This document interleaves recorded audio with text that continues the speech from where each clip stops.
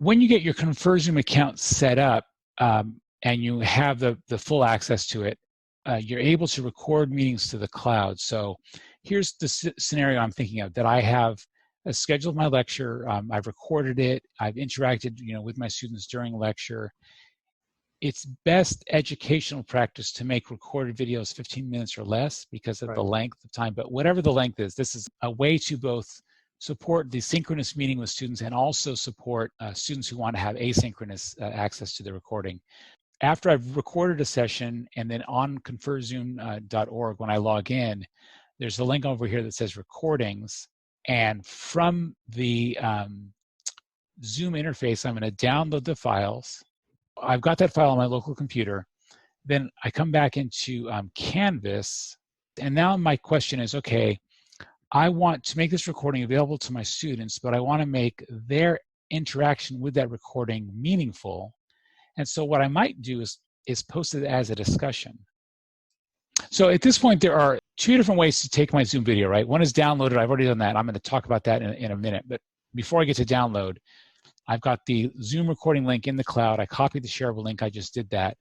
I come back into Canvas, and I'm going to insert that link here. So I'm going to type some friendly text, select the text, and then I always do the keyboard shortcut, which is Control-K or Command-K. You can also select this link to URL button here. And if I select, right, I've got the text selected, I'm going to paste that long link. Yeah, and then I hit insert. Okay, and now when I hit save, or save and publish, now my students can say, oh, great, I'm going to watch this lecture, click on it, and then this link here, this is the actual share link from Zoom, right? And they can hit play and all that stuff. Okay, so again, that's one option to do it, right? Mm-hmm. The second option is embed it using Studio. More external tools, right? I select this, I go to Canvas Studio. I can select the Add button, Browse Files, pick the bigger file, I click Open. Once it finishes uploading, it might say Processing. Well, let's just pretend this one is it. You select it, and then within Studio, you have the option to allow comments directly on the video. And if you allow comments, the comments get timestamped, which is pretty cool. And there can be a discussion within the video. So at this moment, I'm already in a Canvas discussion, so I'm not going to allow comments. I'm going to select Embed. Now my students can watch the video, and if they have questions, right, they can hit reply, which is what I said there, right? So that's an option to do that. Okay, and here's a third option, which uses Studio, but the discussions within Studio. So let me show that to you, but I wouldn't put that on a discussion because I don't want my students thinking they have to talk in two places.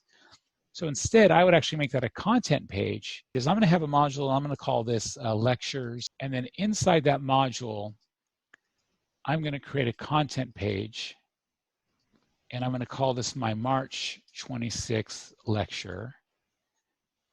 And I'm going to edit this content page, and the edit's going to have, in my lecture on March 26th, I'm going to talk about weave options for small basket. If I have a PowerPoint or a Google Slides presentation or some type of material I want my students to read before the lecture, I might include that here. And then I would also say lecture begins at 10 a.m.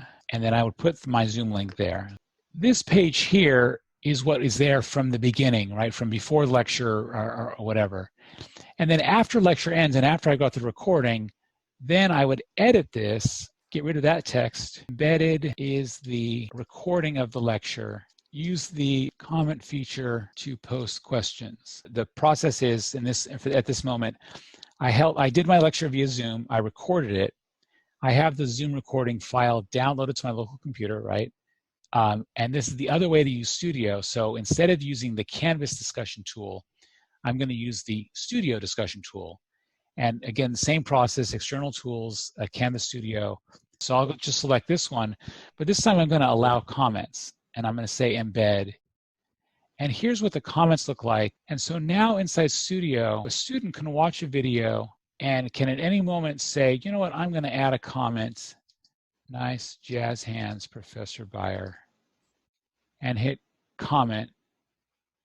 And you see the thing popped up right there, right? Yeah. When anyone watches the video, that thing comes up. pops up, right? Okay. And then anyone else can reply. Mm-hmm.